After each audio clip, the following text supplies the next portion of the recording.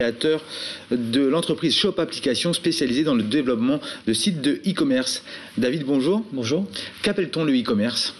Le e-commerce aujourd'hui, c'est la faculté de commander un produit ou un service en passant par le média Internet.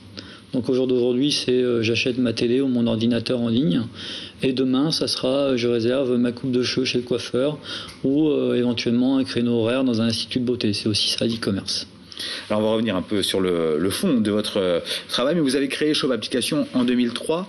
On sortait tout juste de la bulle Internet qui a vu de nombreuses startups mettre la clé sous la porte. N'était-ce pas un peu risqué de lancer justement avec cette création de site de e-commerce ? Non, pas du tout. En fait, la bulle e-commerce a explosé. Pourquoi ? Parce qu'il y avait des investissements démesurés par rapport à la rentabilité financière que ça en apportait.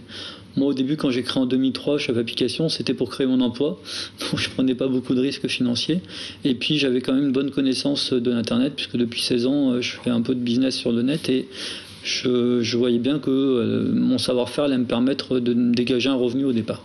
Quelle était la stratégie, justement, votre stratégie quand vous avez décidé de lancer Shop Applications ? Au début, c'était un peu naïf, c'était de créer des sites de présentation standards. Je dirais qu'il n'y avait pas vraiment de plus-value, sinon mon savoir-faire et ma jolie présentation. Mais très vite, on m'a demandé de créer des boutiques en ligne. Et j'ai senti que vraiment le vent tournait assez rapidement. Et donc, j'ai décidé de me spécialiser dans ce créneau-là. Aujourd'hui, qui sont vos clients, David ? Aujourd'hui, ça va du simple auto-entrepreneur jusqu'à des grands comptes comme Altran ou Alstom, en passant par des franchises qui ont 90 magasins. On a un peu plus de 3000 clients en Europe, avec on fait à peu près 30% de notre chiffre d'affaires à l'étranger. J'imagine que le métier a bien évolué entre 2003 et aujourd'hui 2012. Tout à fait. Les gens ne s'attendent pas à avoir la même finition de prestation. Au jour d'aujourd'hui, on est sur un métier hyper spécialisé où on nous demande vraiment, dans une seule et même interface, à gérer à la fois le stock, la logistique et derrière toute la gestion commerciale de l'entreprise. Comment est-ce qu'on arrive d'ici de Brest à se faire connaître sur la toile ? Est-ce que c'est un handicap d'être brestois ou pas ?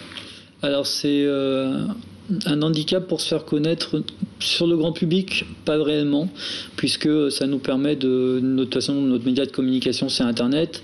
Les gens nous connaissent par les moteurs de recherche, par le bouche à oreille, par les références aussi qu'on a, puisque notre copyright figure sur les 3000 références que l'on a faites. Mais derrière, après, c'est aussi un avantage d'un point de vue personnel. On n'est pas sur du turnover hyper important. Les gens travaillent dans un environnement de travail qui est agréable et ils sont plutôt fidèles aux valeurs de la Bretagne et puis de l'entreprise. Après, le handicap, c'est principalement par rapport aux médias. Parce que nous, spécifiquement, dans l'Internet, tout ce qui est rédaction de presse, journaux spécialisés, portails sont centralisés à Paris. Et le fait qu'on soit à Brest, on est un peu exclu justement de tous ces médias parce qu'on n'a pas l'occasion de les rencontrer au cours de soirées ou autres qui sont organisées, sauf à faire des déplacements Brest-Paris et spécifiquement pour ça. Mais auquel cas, quand on est une start-up, ça a un coût et ça prend beaucoup de temps.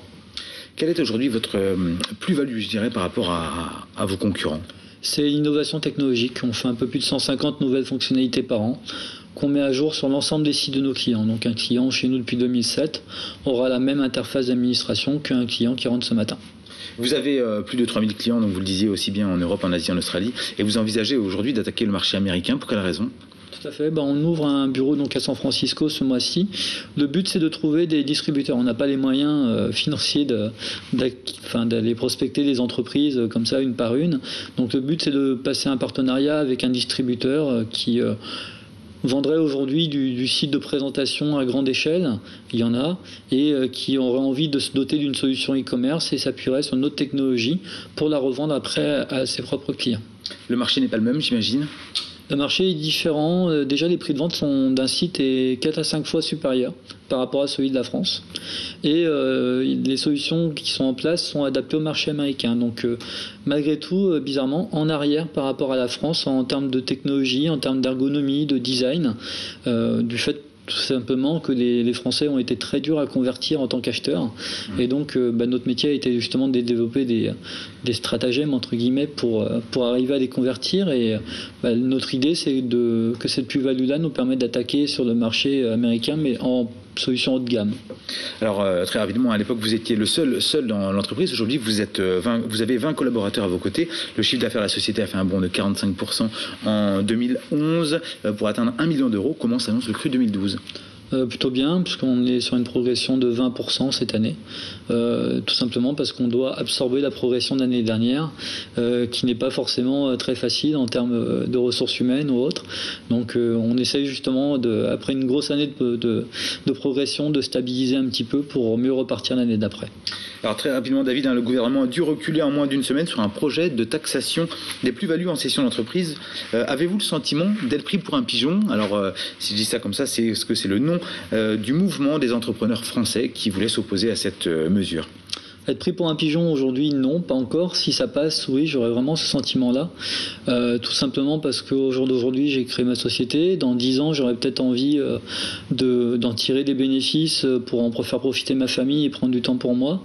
Là, au jour d'aujourd'hui, si on me dit demain, on te prend 60% de ce que ton travail t'a rapporté, j'aurais vraiment l'impression d'être pris pour un pigeon, d'autant que si je m'étais planté, personne ne serait là pour éponger mes dettes.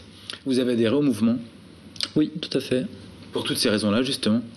Oui, parce que je pense que c'est utile de se faire entendre, et en plus la déontologie et l'image qui a été communiquée dans ce mouvement-là me correspond bien. Je trouve que c'est assez sobre et pertinent.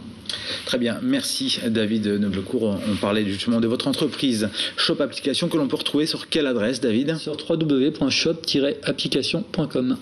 Merci David, c'est la fin de ce 94e numéro d'Eco & Co. Bonne semaine à tous, salut.